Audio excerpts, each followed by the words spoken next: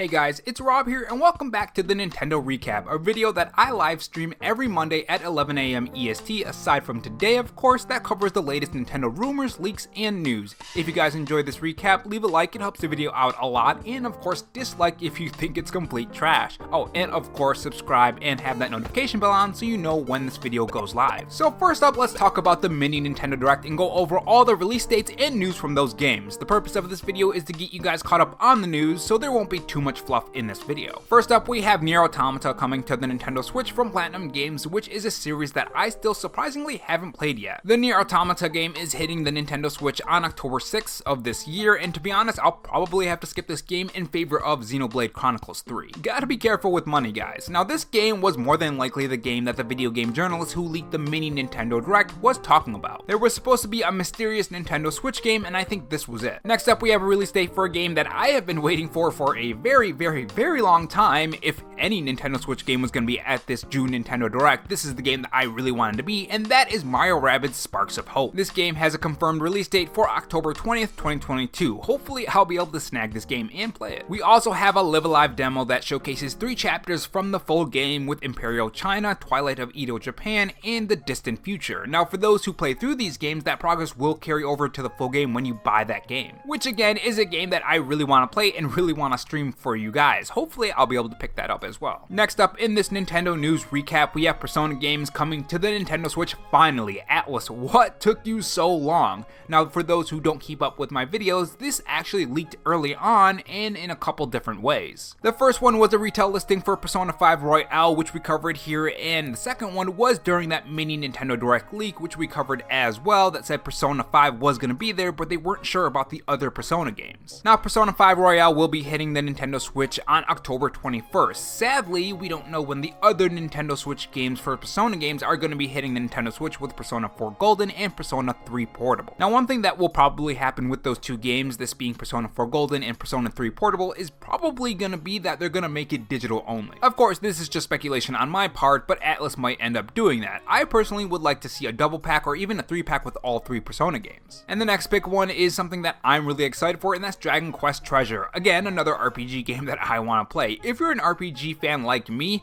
we have a lot of great games coming soon. Now the release date for this is on December 9th, and if I can get my thoughts out on this game, I will of course. And next up is something that I really wanted to hit the Nintendo Switch, and that is the Mega Man Battle Network Legacy Collection. This is something that I really wanted to be on the Nintendo Switch, whether it be through the Nintendo Switch Online service with Game Boy Advance games, or just, you know, a port of all of these games in one huge collection, which is something that I would have over the Nintendo Switch Online service, and I'm glad that's exactly what they did, because they are adding all of these games. Like, I am really excited for this. If I have to sell any games, I will 100% sell them just to get this game. I have, without a doubt in my mind, the will to make that sacrifice. Now, unfortunately, we don't have a release date, but it is slated for 2023, so hopefully this is in January, and that'll be a cool little birthday present, because my birthday is in January. And next up, we have a new Bomberman game, which also doesn't have a release date, but is slated for 2023. Pac-Man World Re-Pac is also getting a remake, which according to you guys, this is a game that I should be checking out. We will see on that though. There are a ton of other bigger games coming out. Now this is launching on August 26th, by the way. Little Noah also has released on the Nintendo Switch when that mini Nintendo Direct dropped, so if you want to play that, it is on the Nintendo Switch right now. It has similarities to Hades and Dead Cells, which I am really excited to play this when I do get a chance, because personally I do enjoy those type of games as well. Disney Dreamlight Valley will be hitting the Nintendo Switch on September 6th, and Doraemon Story of Seasons Friends of the Great Kingdom was also announced to launch later this year. A Portal Collection was also released on the Nintendo Switch, and also we got a new Square Enix game called Harvestella announced by Square Enix, which will release on November 4th. Now at first when I watched it during that mini Nintendo Direct, I didn't really think too much of Harvestella, but the more I learned about it, the more I was actually really excited to play this game. Square Enix has put out some more information on Harvestella. According to them, it's going to have a job system with Mage Fighter, Shadow Walker Fighter, and more. The combat consists of party with combo attacks,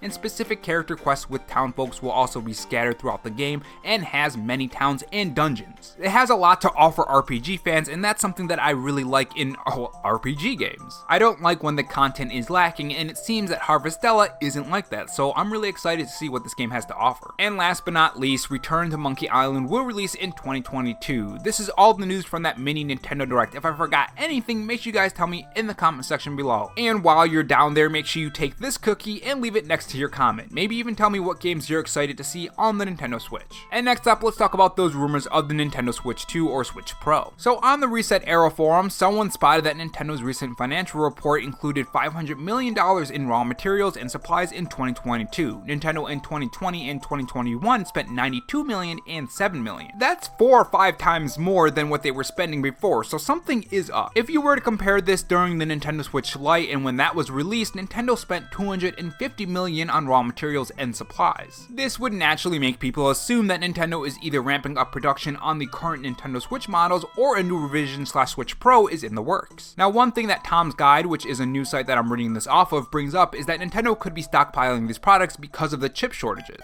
Now, personally, I think if that was the case, then wouldn't you say the same thing for 2020 and 2021 as well? So personally, I don't think that's the case. This, of course, brings us to the Nintendo Switch 2 or Switch Pro or whatever you think the next Nintendo console is gonna be. And naturally, a ton of Nintendo insiders and leakers came out and said, yeah, this is gonna happen. Nate the Hate, Samus Hunter, New Marco Amaro, and a lot more. Though when talking about Nate the Hate, he more of just retweeted one of his old videos that was talking about the Switch Pro and says that it's more relevant now. There have been plenty of other signs of a new console or some kind of revision happening as well. Nintendo themselves were talking about the next Nintendo console recently, with it being very difficult to transition into the next one and even putting it on their chart. And that chart was from an investor meeting, if I recall correct. Not to mention that Nvidia leak and a lot of other different things. You have to remember also, Breath of the Wild 2 is releasing in spring of 2023, which is probably going to be March more than likely, or something to line up with this new Nintendo console. I don't think that is as far of a stretch as anything else that anyone else could say. Whether it's just going to be a revision or a slightly powerful console or a vastly powerful console than the original Nintendo Switch remains to be seen. And moving on, we have some more Nintendo rumors and Nintendo Switch leaks for Metroid Prime. Specifically Metroid Prime 1. According to industry insider Jeff Grubb, Metroid Prime 1 is going to get a remaster this holiday season. He says this is more than likely to line up with the 20th anniversary for Metroid. Apparently this might also include gyro controls and dual sticks. Now when comparing this to the upgrades that Metroid Prime 2 and 3 will receive, because apparently those are coming as well, it's not going to be as drastic. What this really sounds like is the Mario 35th Anniversary Collection, which I hope they don't do that,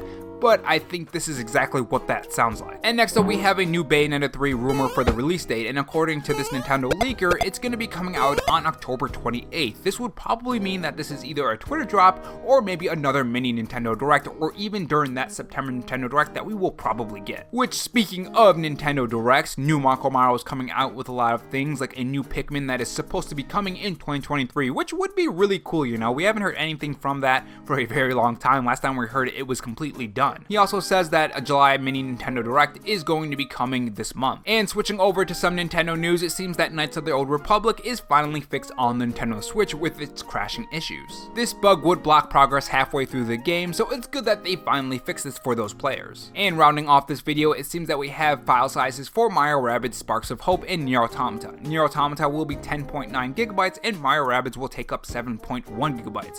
So if you end up buying these games, make sure you guys have the space for these games. And that is all for today's news cap, guys. Make sure you guys tell me your thoughts on the latest news in the comment section below. And if not on your way out, make sure you subscribe for more videos and also have that notification bell on. And if you want to support the channel in any other way, there is my Patreon and Twitter account in the pinned comment if you're interested in those. Oh, and also have this donut if you're still sticking around for me rambling. Thanks for watching, guys, and remember, stay safe, stay charged, and have a good one.